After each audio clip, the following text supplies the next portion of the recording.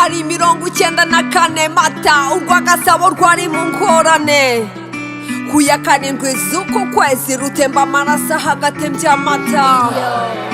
Igihugu cyuzuye imiborogo cyari cyuzuye urwango n'inzigo, umwijima wari wose, icyizere cyo kubaho n'ukuri cyari ntacyo.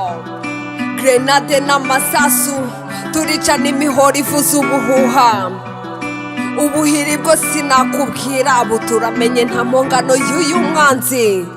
Umwanzi yari umututsi yiswe inzoka, inyenzi, nyagarwanda n'ayandi, ayo mazina yose mabi cyane yo kumutesha agaciro. Ubunyamaswa nta bumuntu, ubugome bwaruse ubuntu, uhigwa yabuze ukuntu, hari na kwabura abantu ndetse n'ibintu. Abacu twabuze, za ntwari mwatwitangiye, za mfubyi mwasize twarakuze, mwarakoze turabibuka ntako mutagize. Abacu twabuze, za ntwari mwatwitangiye, za mfubyi mwasize twarakuze, mwarakoze turabibuka ntako mutagize. Mwishwe urw'agashinyaguro, bamwe muri mwe mutabwa mu misarani, imica bazisekura, hari nako banyina babatemagura.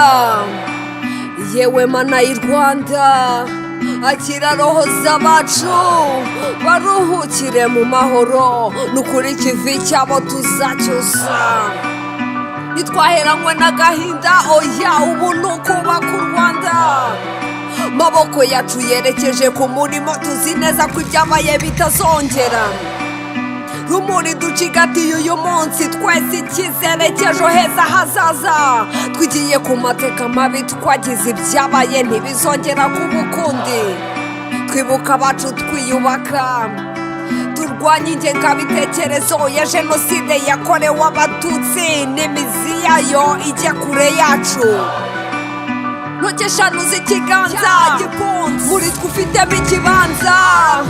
Wahagaritse jenoside yakorerwaga abatutsi, habwa irindi kamba.